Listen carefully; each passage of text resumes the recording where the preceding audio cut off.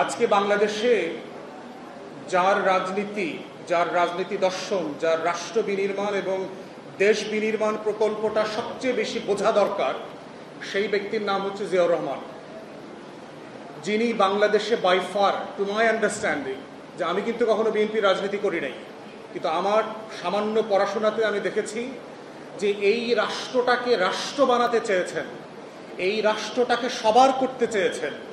সে পাহাড়ি হোক, তার পাহাড়ের রাষ্ট্র হবে, সে বাঙালির রাষ্ট্র হবে, এটা হিন্দুর রাষ্ট্র হবে, মুসলমানের রাষ্ট্র হবে, হরিজনের রাষ্ট্র হবে, উর্দুভাষীদের রাষ্ট্র হবে, যে যেখানে যে ভাষায় কথা বলেন তার রাষ্ট্র হবে।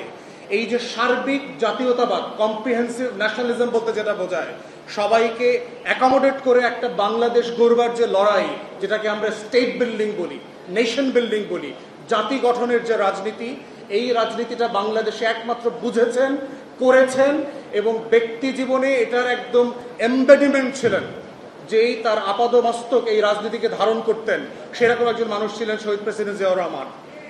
এবং দুঃখজনক হলো সত্য যে আজকে আমরা যারা পুরো জাতীয়তাবাদী ইসলামী মূল্যবোধী বিশ্বাস, এই যে বলয় যে রাজনীতি করি বিভিন্ন দলে দলে, এই ব্যক্তির রাজনীতিটা নিয়ে তেমন কোনো চর্চা নাই, বোঝার চেষ্টা নাই, আমাদের পাঠ্যপুস্তকেও নাই, রাজনৈতিক দলগুলোর মধ্যেও নাই, একাডেমিয়াতে নাই, তত্ত্ব বিশ্ববিদ্যালয় সভা সেমিনার সিম্পোজিয়ামে নাই।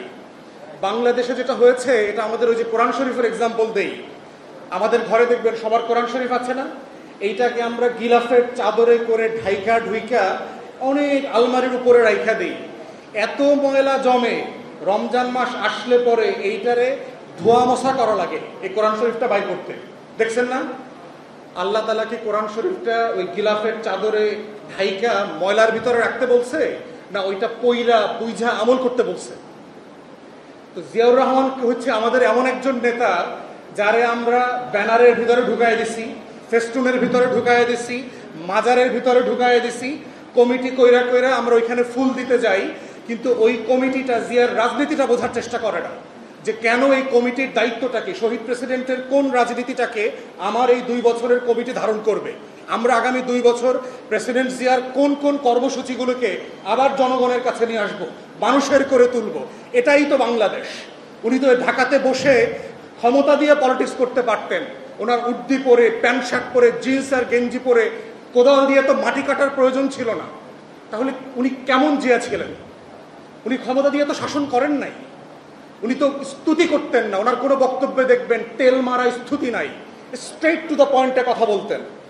আমার গ্রামকে তৈরি করতে হবে, আমার প্রত্যেকটা গ্রামকে একটা খামার বাড়ি বানাইতে হবে, এখানে মুরগি হবে, এখানে হাঁস হবে, এখানে মাছ চাষ হবে, এখানে গরু ছাগল থাকবে, প্রত্যেকটা পরিবার স্বাবলম্বী হবে।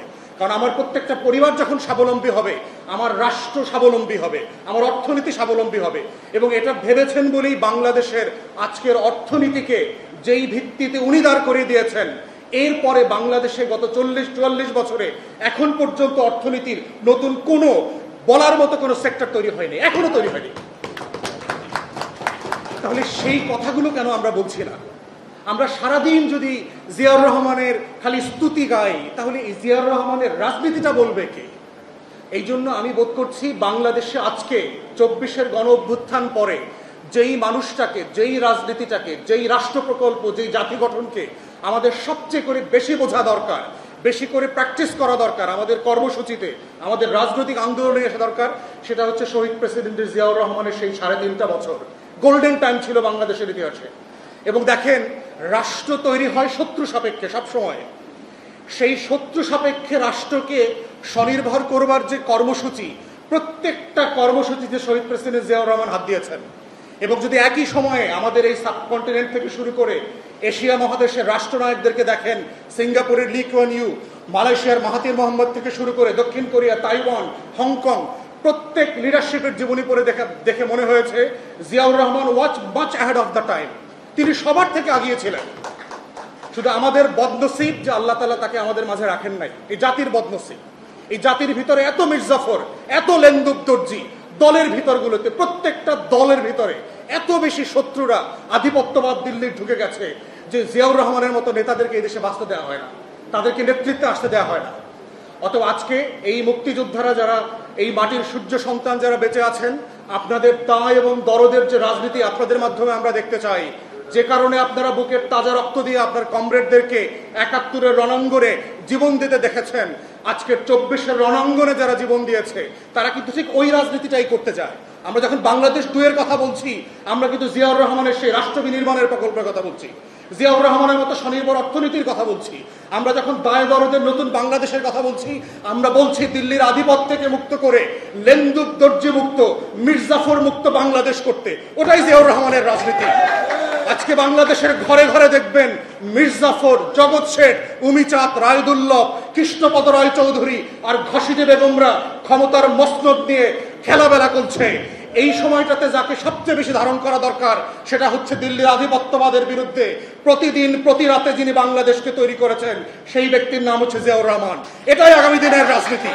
অতএব জিয়াউর রহমানকে যারা বুঝবেন না, জিয়াউর রহমানের রাজনীতি যারা ধারণ করতে পারবেন না, তারা যে ব্যানারে আসেন, যে নামে আসেন, যেই গণ অভ্যুত্থান বিক্রি করেন, আগামী দিনের বাংলাদেশ আপনারা নেতৃত্ব দিতে পারবেন না। ওটা লেন্দুক দর্জির কাছে চলে যাবে, ওটা মির্জাফরের কাছে চলে যাবে। তাই আজকের শাহাদাত বার্ষিকীতে আজকে আমরা এটাই ধারণ করতে চাই, বলতে চাই যে শহীদ প্রেসিডেন্টকে আবার জীবন্ত আকারে তার আইডিয়াস, তার রাষ্ট্র প্রকল্পের জায়গায় তাকে ফিরায় নিয়ে আসতে হবে। স্তুতি, পূজা এবং তার নামে স্লোগান দেওয়ার বদলে তার রাজনীতিটা যেন আমরা বাস্তবায়িত করতে পারি, সেটাই হচ্ছে আজকের শাহাদাত বার্ষিকীর মূল প্রতিপাদ্য। সবাইকে অসংখ্য ধন্যবাদ। আসসালামু আলাইকুম।